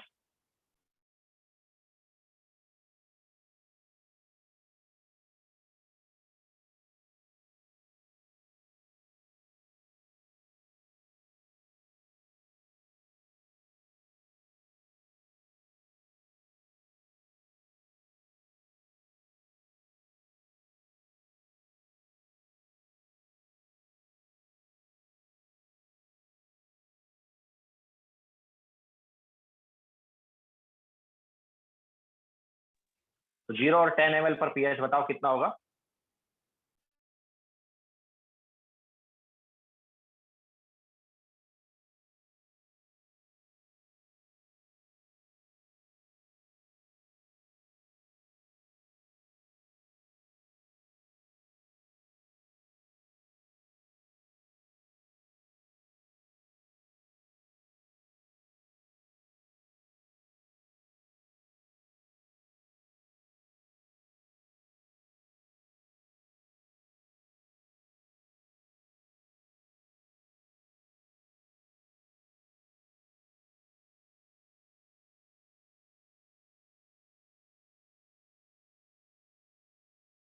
नहीं निर्वेद, रॉन्ग है।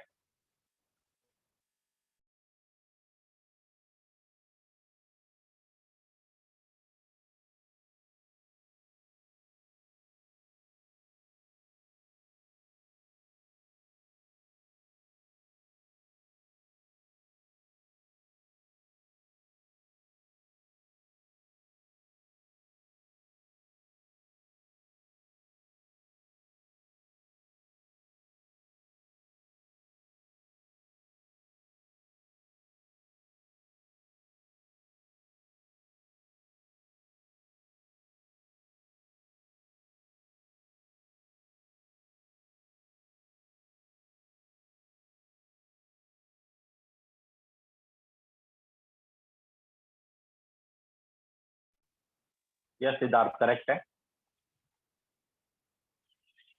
0 ml पर करेक्ट है। 10 ml का बताओ अभी।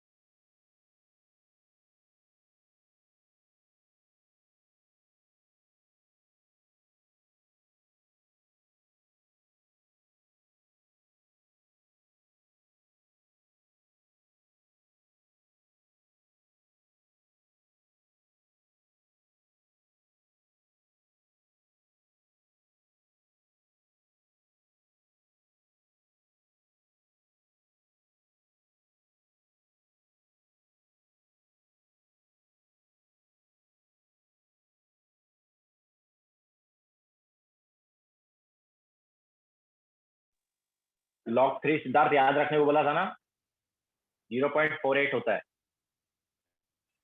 नहीं श्रुति, रॉन्ग है।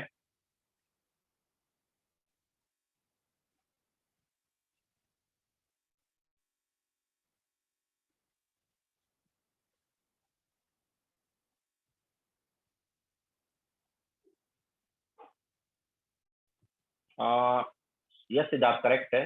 करेक्ट एक्चुअली, यस करेक्ट है मोस्टली।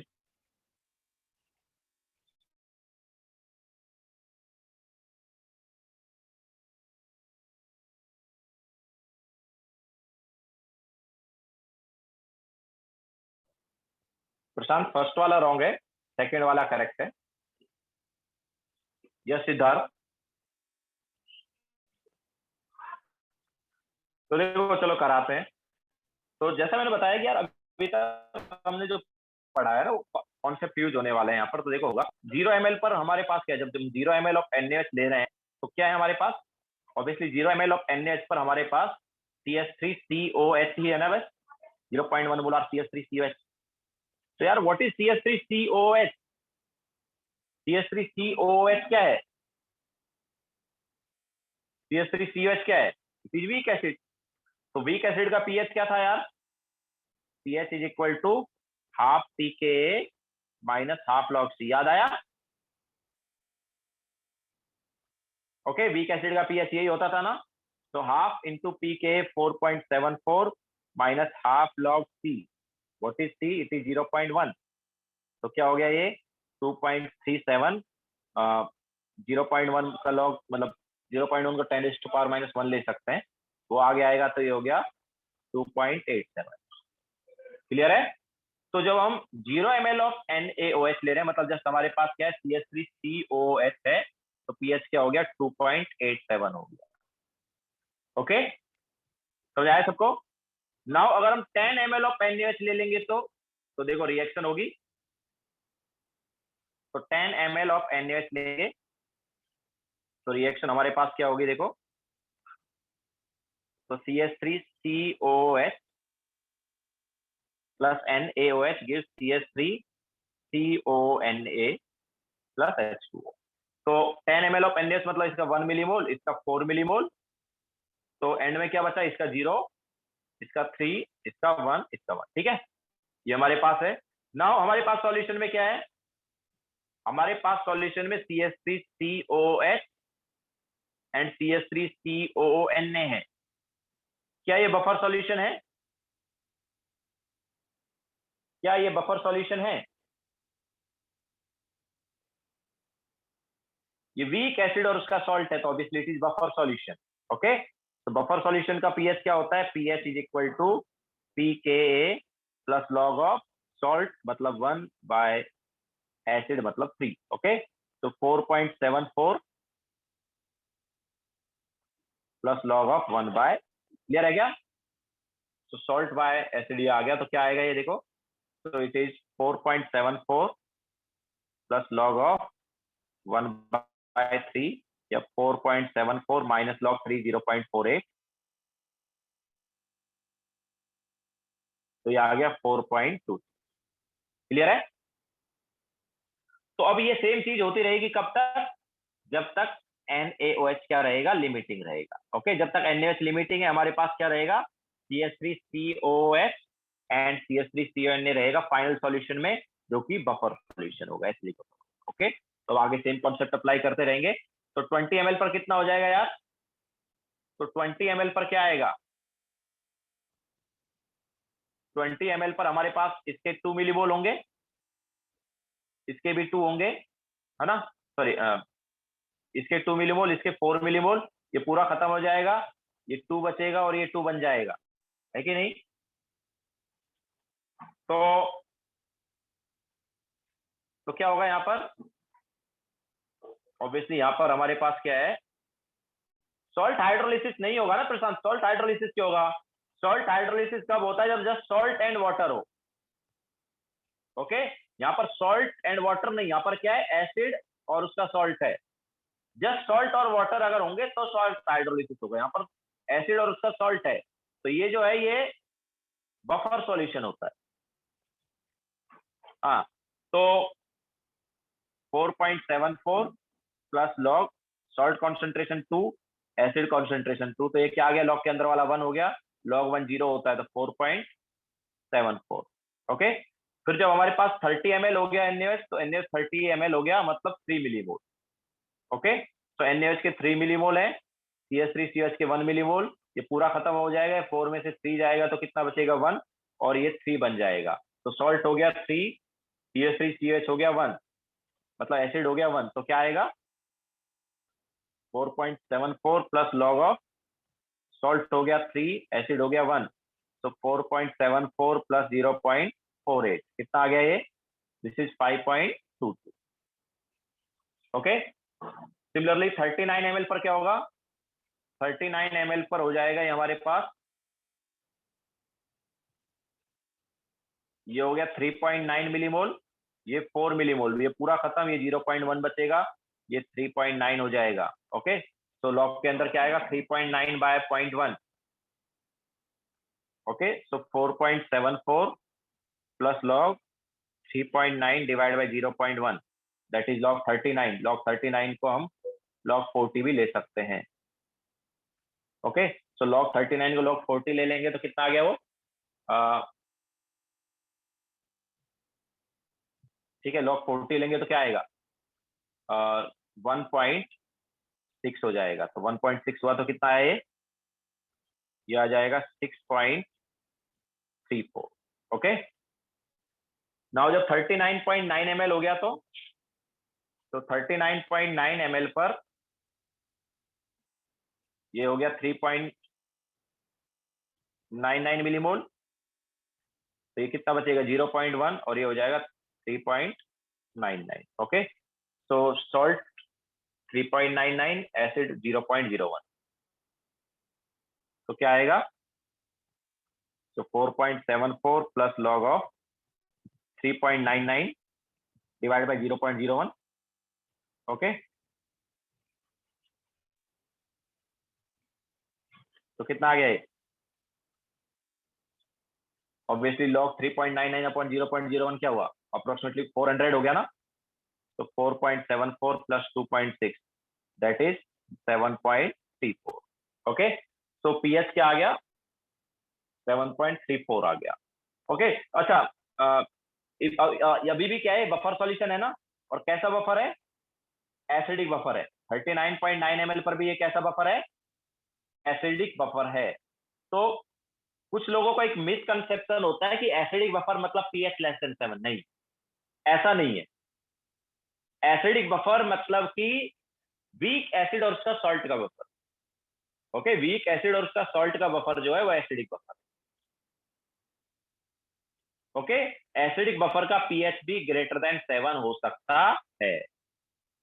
ओके, एसिडिक बफर जो है उसका सॉल्यूशन भी क्या हो सकता है, ग्रेटर देन 7 हो सकता है, एसिडिक बफर का सॉल्यूशन भी।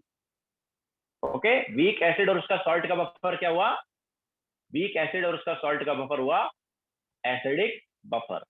तो इसका पीएच भी ग्रेटर देन 7 हो सकता है, जनरली लेस देन 7 ही रहेगा। लेकिन अगर हमारे पास उसका जो कॉन्जुगेट आयन है, मतलब CH3CO नेगेटिव जो बन रहा है ना, ये सॉल्ट जो बन रहा है, तो सॉल्ट के मोल्स जो है एसिड के मोल्स से बहुत ज्यादा अगर हो गए, सॉल्ट के मोल्स अगर एसिड के मोल्स से बहुत ज्यादा हो गए, जैसे इस केस में हो रहा है, तब हमारे पास पीएच जो है 7 क्रॉस कर जाएगा। अदरवाइज पीएच जनरली क्या होगा, लेस देन 7 ही रहेगा। ओके, तो जनरली एसिडिक बफर का पीएच लेस देन 7 होता है, लेकिन जरूरी नहीं है कि लेस देन 7 ही हो, वो ग्रेटर देन 7 भी हो सकता है। कब, जब हमारे पास सॉल्ट के जो मोल्स हैं वो एसिड के मोल्स से बहुत ज्यादा हो जाएंगे। ओके, जैसे इस केस में हो रहा है। तो ये हमारे पास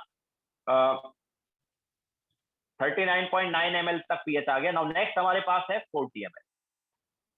ओके, सो नेक्स्ट हम 40 ml वाला लेंगे। तो 40 ml पर देखो क्या है भाई, रिएक्शन क्या होगी।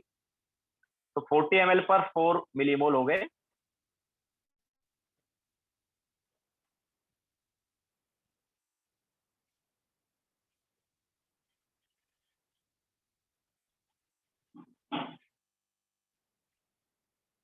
तो 40 ml पर अभी देखो क्या होगा। तो इसके 4 मिलीमोल, इसके भी 4 मिलीमोल, दोनों खत्म हो गए। हमारे पास क्या है, CH3CNA के 4 मिलीमोल एंड वाटर 4 मिलीमोल। ठीक है, तो क्या करें अभी, अभी क्या करें, पीएच क्या होगा। तो देखो यहाँ पर अभी हमारे पास जस्ट सॉल्ट एंड वाटर है। तो सॉल्ट और वाटर के केस में हम क्या देखते हैं कि सॉल्ट हाइड्रोलिसिस तो नहीं हो रहा है, तो यस, यहाँ पर सॉल्ट हाइड्रोलिसिस हो जाएगा। ओके, यहाँ पर सॉल्ट हाइड्रोलिसिस हो जाएगा। किसका हाइड्रोलिसिस होगा यहाँ पर, CH3CO नेगेटिव का, बिकॉज वो वीक एसिड का आयन है। याद है हमने बोला था कि वीक एसिड और वीक बेस के आयन का सॉल्ट हाइड्रोलिसिस हो सकता है, स्ट्रॉन्ग एसिड और स्ट्रॉन्ग बेस के आयन का नहीं हो सकता। ठीक है, तो यहाँ पर दो आयन आएंगे, एक तो आएगा CH3CO नेगेटिव और एक आएगा Na पॉजिटिव। तो Na पॉजिटिव का हाइड्रोलिसिस नहीं होगा, लेकिन CH3CO नेगेटिव का हो जाएगा और उसकी वजह से बेसिक सॉल्यूशन आएगा। तो यहाँ पर सॉल्ट हाइड्रोलिसिस होगा एंड सॉल्ट हाइड्रोलिसिस होगा तो पीएच का फॉर्मूला क्या होगा, ऑब्वियसली ग्रेटर देन 7 पीएच होता है और फॉर्मूला क्या आता है, pH is equal to PKA, sorry 7 plus half PKA plus half log C, यही फॉर्मूला था। तो 7 plus half PKA plus half log C। अच्छा C कितना है भाई, कॉन्सेंट्रेशन कितना है वो तो देखना पड़ेगा। तो कॉन्सेंट्रेशन हो गया 4 इसका millimoles divide by total volume कितना हो गया, 80 हो गया ना, तो 4/80। ओके, तो ये हमारे पास आ जाएगा अभी, कितना हुआ भाई ये, तो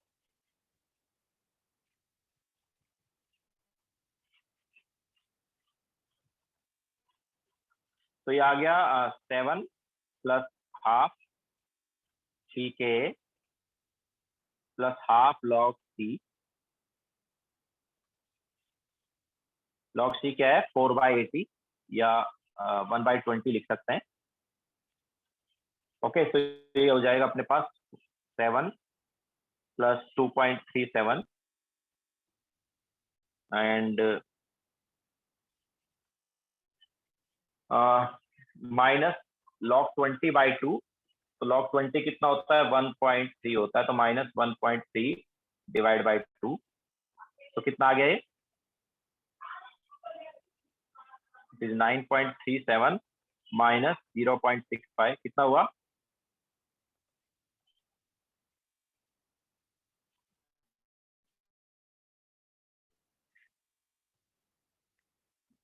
एट पॉइंट एट सेवन है क्या, नहीं नहीं 8.87 नहीं, कितना है 8.82 ना, 8.82 है ना शायद,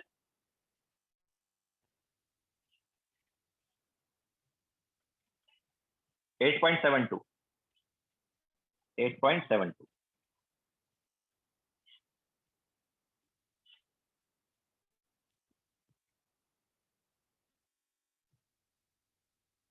ओके, तो पीएच आ गया अपने पास 8.7। क्लियर है क्या,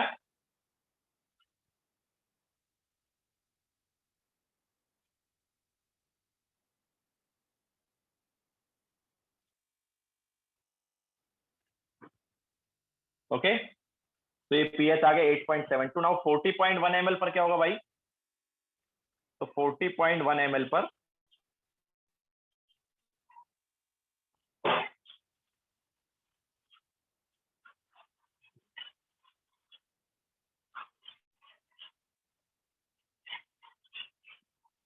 तो हमारे पास 40.1 ml पर इसके 4.01 मिलीमोल, ये 4 पूरा रिएक्ट कर गया, ये 4.01 में से 4 गया तो 0.01 मिलीमोल एंड इसके 4 मिलीमोल, इसके 4 मिलीमोल। तो हमारे पास सॉल्यूशन में क्या है यार,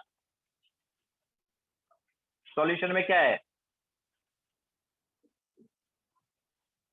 सॉल्यूशन में हमारे पास स्ट्रॉन्ग बेस एंड उसका सॉल्ट है।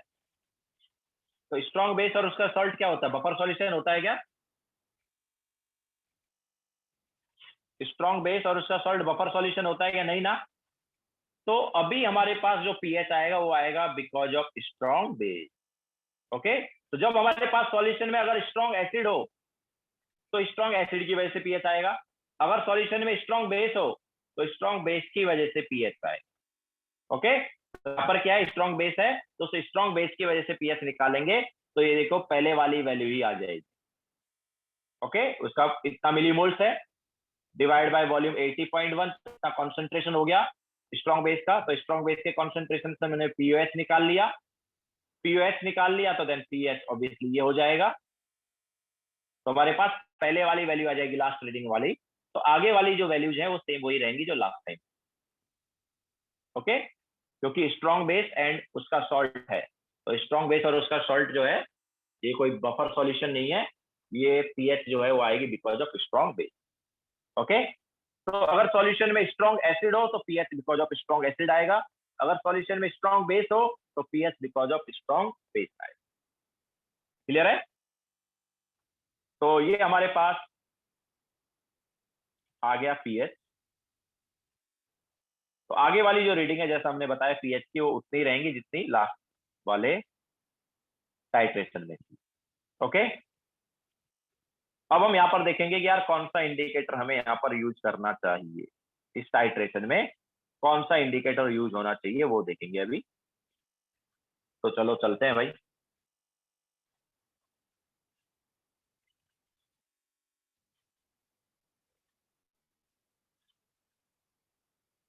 तो यहाँ पर ये आ गया था। तो अभी पीएच देखते हैं और चेक करते हैं कि कौन सा वाला इंडिकेटर यूज हो रहा है।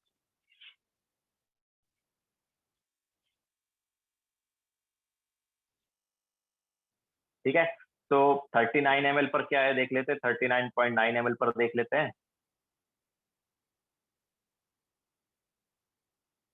40 ml पर देखते हैं पीएच क्या है, 40.1 पर देख लेते हैं एंड 41 पर देखते हैं। ठीक है, तो 39 ml पर कितना है भाई पीएच? 39 ml पर पीएच है 6.34। तो इधर पीएच है 6.34। 39.9 ml पर 7.34 है। 40 ml पर 8.72 हो गया है। 40.1 ml पर एक्चुअली 29 वाला भी ले लेते हैं, 29 वाला भी ले लेते हैं यहाँ पर, क्योंकि कलर पहले ही चेंज हो जाएगा। 29 ml पर, सॉरी 29 नहीं, कितना था, 30 ml। एक मिनट,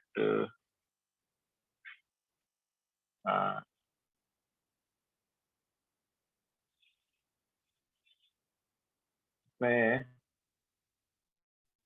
सारे ही ले लेते हैं यार, तभी तुम्हें दोनों का पता चलेगा। कलर चेंज मिथाइल ऑरेंज को लेके पहले ही हो जाएगा। तो 0 ml, 10, 20, 30, 39, 39.19, 40, 40.1 एंड 41। ठीक है, तो 0 ml पर कितना था, 2.87। एंड 10 पर कितना आया था, 4.26। देन इधर था 4.74, इधर था 5.22। 39 पर था 6.34, 39.9 पर 7.34, 40 पर 8.72, देन इधर 10.1 एंड इधर 11.1। ओके, सो अब हमने यहाँ पर फिनोप्सिलिन लिया।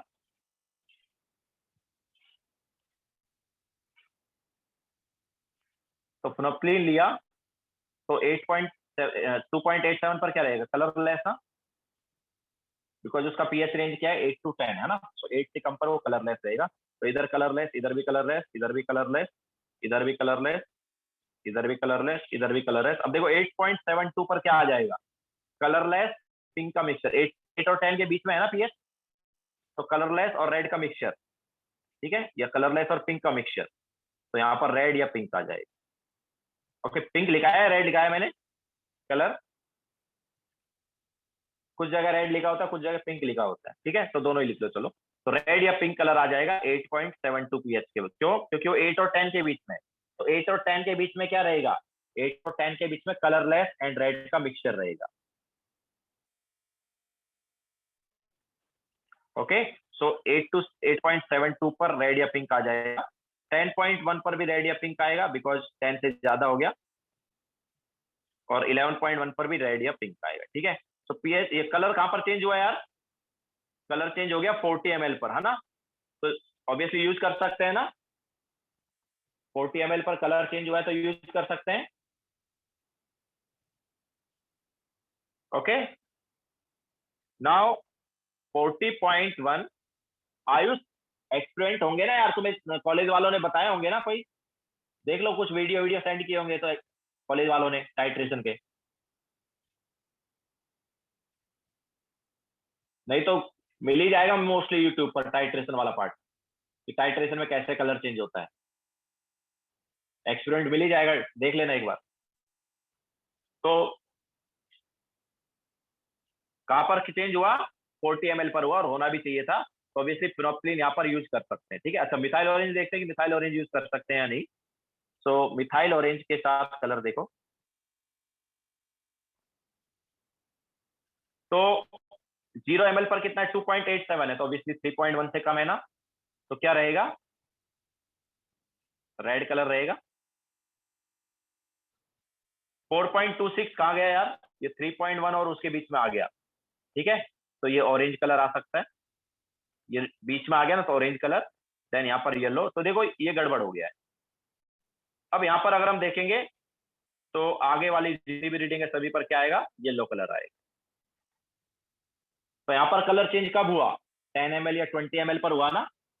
तो अगर हम मिथाइल ऑरेंज यूज कर ले टाइट्रेशन में, अगर हम मिथाइल ऑरेंज यूज कर ले टाइट्रेशन में, तो टाइट्रेशन कौन सा रीडिंग दे देगा, 10 या 20 ml वाला रीडिंग दे देगा ना, जो कि रॉन्ग होगा, क्योंकि कलर चेंज कब होना चाहिए, कलर चेंज होना चाहिए इक्विवेलेंट पॉइंट पर। तो बताओ कौन सा इंडिकेटर यूज करें इस टाइट्रेशन में, इस टाइट्रेशन में हमें कौन सा इंडिकेटर यूज करना है, फिनोप्सिलिन यूज करना है। ओके, तो हमारे पास ये जो है, ये कौन सा है, करेक्ट इंडिकेटर है, ये रॉन्ग इंडिकेटर है। ओके, तो suitable indicator in this titration is phenolphthalein. Clear है सबको। तो जो इंडिकेटर इक्विवेलेंट पॉइंट पर कलर चेंज करता है उसी को हम टाइट्रेशन में यूज करते हैं। ओके,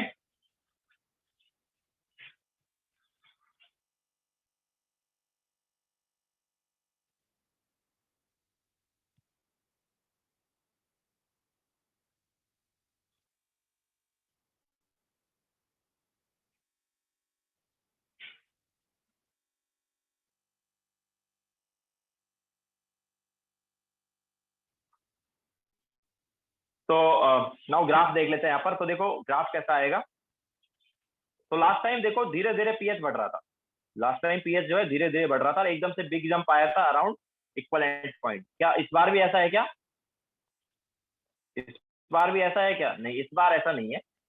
पीएच देखो पहले से ही, पहले एक तो पीएच लास्ट टाइम 1 था, अभी पीएच 1 नहीं है ना, 2.87 है, तो वीक एसिड है, दैट्स व्हाई पीएच थोड़ा ज्यादा है। और देखो बढ़ भी ऐसा नहीं कि धीरे धीरे रहा है, अच्छी खासी वैल्यू से बढ़ रहा है ना। तो लेकिन लास्ट टाइम जो जंप है काफी बड़ा था, अब इक्विवेलेंट पॉइंट के अराउंड जंप देखो बहुत बड़ा नहीं है, लास्ट टाइम तो 3.9 टू 7 एंड देन 10.1 हो गया था, लेकिन अभी देखो जंप क्या है, छोटा सा जंप। ओके, तो लास्ट टाइम बिग जंप आ रहा था अराउंड इक्विवेलेंट पॉइंट, अभी ऐसा नहीं है, तो जंप आएगा लेकिन बहुत बड़ा जंप नहीं आएगा। तो धीरे धीरे बढ़ रहा था पीएच, अभी तो अभी भी ठीक ठाक है, एंड देन जंप बहुत छोटा है, ठीक है। तो ऑब्वियसली इसको हम बोल सकते हैं small jump at equivalent point. Okay, तो weak acid and strong base वगैरह के केस में जंप जो है छोटा है।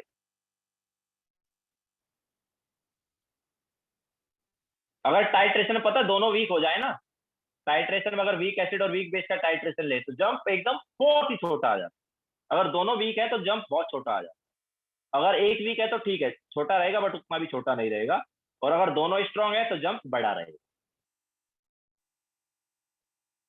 अगर दोनों हमारे पास स्ट्रॉन्ग है तो बड़ा जंप, दोनों अगर वीक है तो बहुत छोटा सा जंप, बहुत छोटा नेग्लिजिबल टाइप का जंप। लेकिन अगर दोनों में से कोई एक वीक है तो ना तो बड़ा ना छोटा, ठीक ठाक सा जंप रहता है, ठीक है। तो ये ना तो बड़ा ना छोटा, ठीक ठाक सा जंप, स्मॉल जंप ऑब्वियसली इसको बोल सकते हैं कंपेयर टू लास्ट वाला।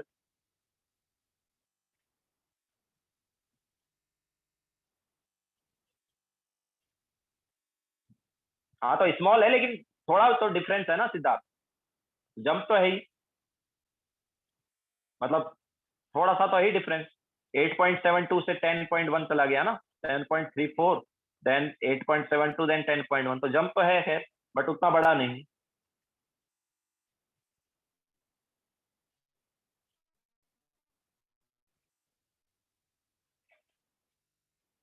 ओके, तो ये हमारे पास टाइट्रेशन हो गया week acid and strong base वाला, ठीक है। तो weak acid and strong base के टाइट्रेशन में हम कौन सा इंडिकेटर यूज करेंगे, फिनोप्सिलिन यूज करेंगे। तो अब देखो ये तुम्हें मैंने ऐसे करके क्यों बताया, क्योंकि हम तुम्हें एकदम क्लियर करके बता रहे थे कि इंडिकेटर जो है वो इक्विवेलेंट पॉइंट पर कलर चेंज क्यों करता है, वो हमने तुम्हें यहाँ पर बताया, ठीक है, कि इंडिकेटर जो है वो इक्विवेलेंट पॉइंट कलर चेंज क्यों करता है, तो वो तुमने देख लिया। इसके अलावा दूसरा इसलिए बताया क्योंकि यहाँ से तुम्हारे पास अब तक के जो कॉन्सेप्ट है काफी क्लियर हुए। ठीक है, अब तक हमने जो तुम्हें पढ़ाया वो वाले कॉन्सेप्ट इसमें यूज हुए ना, यूज हुए कि नहीं हुए? सॉल्ट हाइड्रोलिसिस यूज हो गया है, बफर सॉल्यूशन यूज हो गया है ना, दोनों हो गए। इसके अलावा जस्ट हमारे पास स्ट्रॉन्ग एसिड या जस्ट हमारे पास स्ट्रॉन्ग बेस वगैरह है तो वो वाले भी यूज हो गए।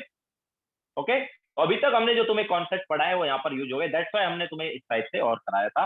बाकी ऑब्वियसली एग्जाम में तुम इतना करने तो बैठोगे नहीं। अगर तुमसे कोई पूछ लेता है कि कौन सा इंडिकेटर इसमें यूज करना चाहिए, तो तुम एग्जाम में तो ऐसे करने बैठोगे नहीं। ठीक है, तो इसके लिए मैं तुम्हें बता देता हूँ, एक बार इसका कंक्लूजन बता देता हूँ। तो हमारे पास कौन सी टाइट्रेशन है उसके हिसाब से हम इंडिकेटर बता सकते हैं। तो अगर strong acid versus strong base titration है, ठीक है, तो याद रखना दोनों इंडिकेटर यूज किए जा सकते हैं, both acidic and basic indicator can be use.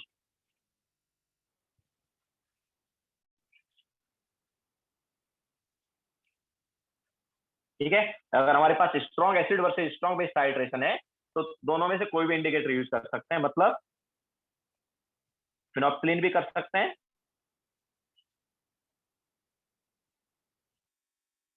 And मिथाइलोरिन भी कर सकते हैं। क्लियर है? तो दोनों में से कोई भी इंडिकेटर यहां पर यूज किया जा सकता है। अगर हमारे पास weak acid versus strong base है, जो कि हमने अभी भी किया है,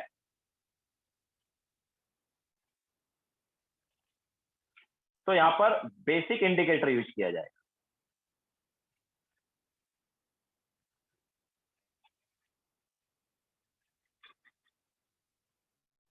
ठीक है, या फिर तो इसको देखो ऐसे भी तुम समझ सकते हो कि स्ट्रॉन्ग क्या है, उसी टाइप का इंडिकेटर यूज कर लो। तो यहाँ पर दोनों स्ट्रॉन्ग है तो कोई भी इंडिकेटर यूज कर लो। यहाँ पर स्ट्रॉन्ग बेस है तो बेसिक इंडिकेटर यूज करेंगे। सॉरी, उल्टा लिख दिया मैंने। उसके अपोजिट वाला देखेंगे। तो स्ट्रॉन्ग, यहाँ पर स्ट्रॉन्ग एसिड और स्ट्रॉन्ग बेस दोनों स्ट्रॉन्ग है, तो उनके अपोजिट मतलब वीक एसिड या वीक बेस वाला, याद है ना इंडिकेटर क्या होते थे, वीक एसिड या वीक बेस होते थे ना। तो दोनों यूज कर सकते हैं, एसिडिक इंडिकेटर भी यूज कर सकते हैं, बेसिक इंडिकेटर। ठीक है, यहाँ पर स्ट्रॉन्ग क्या है, यहाँ पर स्ट्रॉन्ग बेस है। ठीक है, तो यहाँ पर स्ट्रॉन्ग बेस है तो उसके अपोजिट वाला मतलब एसिडिक इंडिकेटर यूज किया जाएगा। ठीक है, तो एसिडिक इंडिकेटर इज यूज। तो यहाँ पर कौन सा इंडिकेटर था याद है, फिनोप्सिलिन यूज किया जा रहा था, है ना। कौन सा इंडिकेटर यूज किया था हमने टाइट्रेशन में, फिनोप्सिलिन किया था ना, दैट इज फिनोप्सिलिन। क्या होता है, लास्ट लेक्चर उन्होंने बताया एसिडिक इंडिकेटर होता है, that is फिनोप्सिलिन is used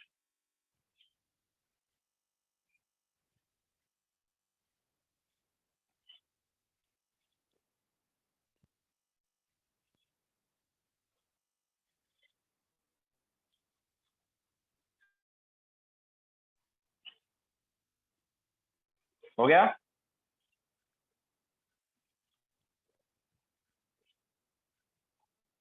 now third वाला टाइट्रेशन जो होगा तुम करके भी देख सकते हो, बाकी मैं तुम्हें बता देता हूँ, टाइट्रेशन खुद से भी ट्राई कर सकते हो। थर्ड वाला titration strong acid versus weak base. तो इसमें स्ट्रॉन्ग क्या है, एसिड है ना, इसमें स्ट्रॉन्ग क्या है, एसिड है, तो बेसिक इंडिकेटर यूज किया जाएगा।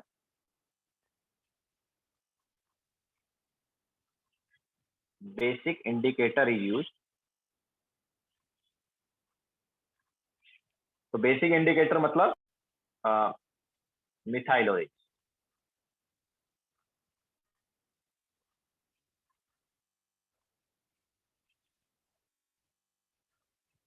एंड फोर्थ वाला जो है वो है weak acid versus weak base.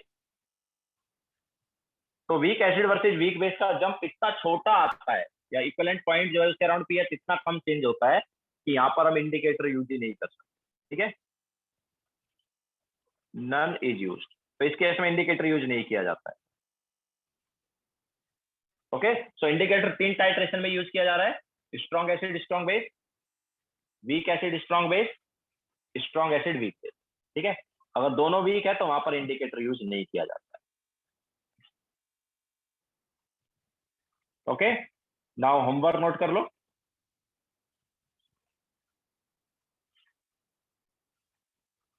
अबे नन मतलब कोई नहीं बे, नन नाम का कौन सा इंडिकेटर है? नान खाया है रेस्टोरेंट में जाके, वो है ये। नान यूज किया जाएगा, ठीक है।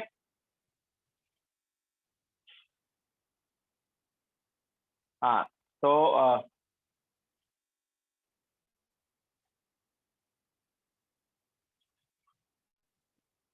होमवर्क नोट कर लो। फाउंडेशन बिल्डर ऑब्जेक्टिव का 103 लास्ट टाइम दे दिया था, 101 एंड 102। इसके अलावा सब्जेक्टिव में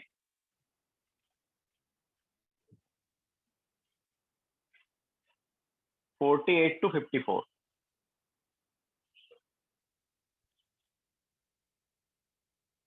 ठीक है।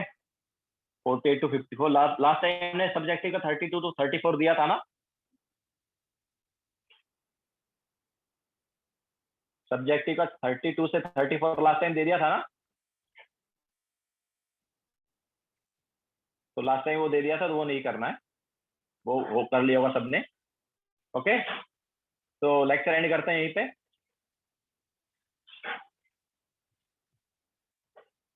बाय।